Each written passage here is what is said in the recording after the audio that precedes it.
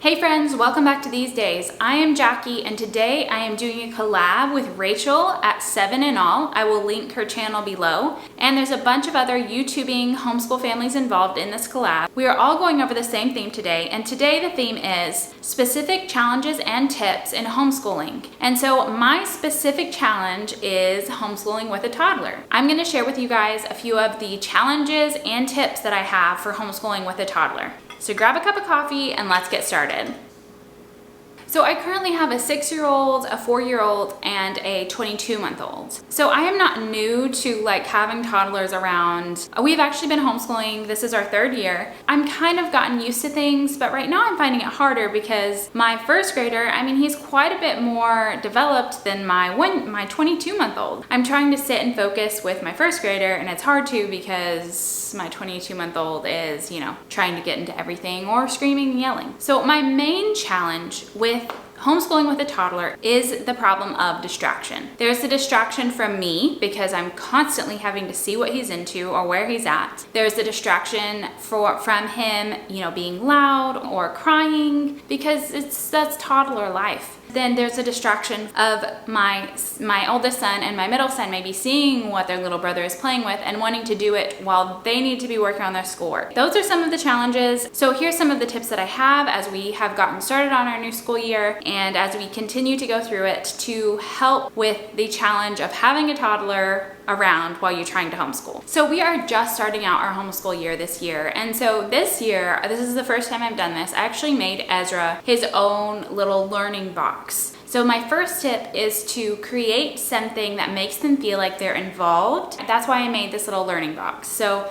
I grabbed this box from IKEA the last time I went, and I found these at a resale shop. It's just a box with a bunch of little small books in it. He loves to carry around this box that has a handle on it. It was just a really cool find. And then I also picked up a little horse here, and I got a little lion that is already missing, but I put some Unifix cubes in there for him. Of course, you kind of have to watch these, make sure they don't put them in their mouth because they put everything in their mouth. I put some little dominoes in there for him.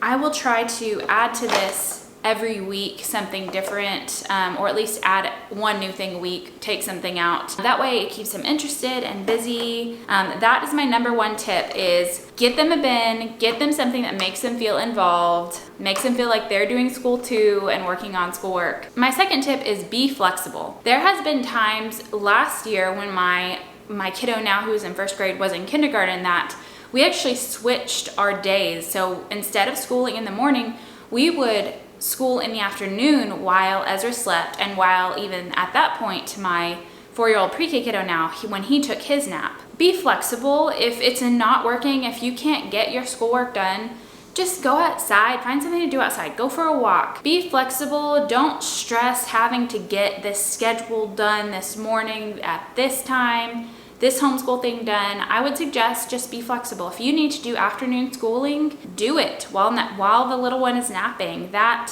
helped me a lot at that period of time. Now, I don't like to do afternoon school because I feel like we can't focus as well, but it's better than being interrupted 20 times by the toddler in the mornings. Be flexible. That is my number 2 tip. My 3rd tip is try to go outside. My 22-month-old Ezra, he loves to be outside. And if we're outside, more than likely, he's gonna go do his own thing. So we have a great space in our backyard where I feel like he's safe. He's kind of past that point where he's putting all the leaves and stuff in his mouth. Sometimes he still puts stuff in his mouth, but I don't have to worry quite as much. So we'll go outside, he'll just go play. So my 3rd suggestion is do some schoolwork outside. Go do reading outside. Go do maybe a project outside. Try to make things outside because I feel like when everyone is outside, everyone feels better, and the toddler is happy, because he's in the sunshine and just having a good time.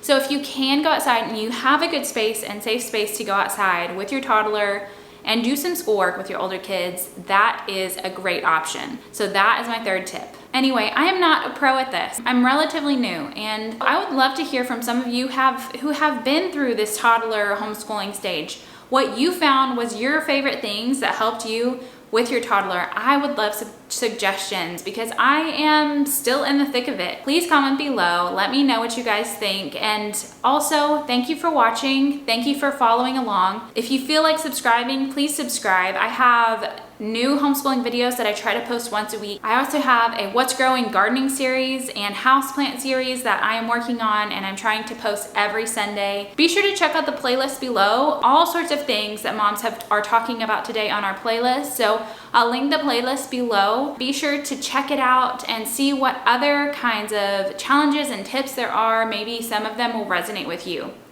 Thanks for watching. I hope you guys have a really wonderful day.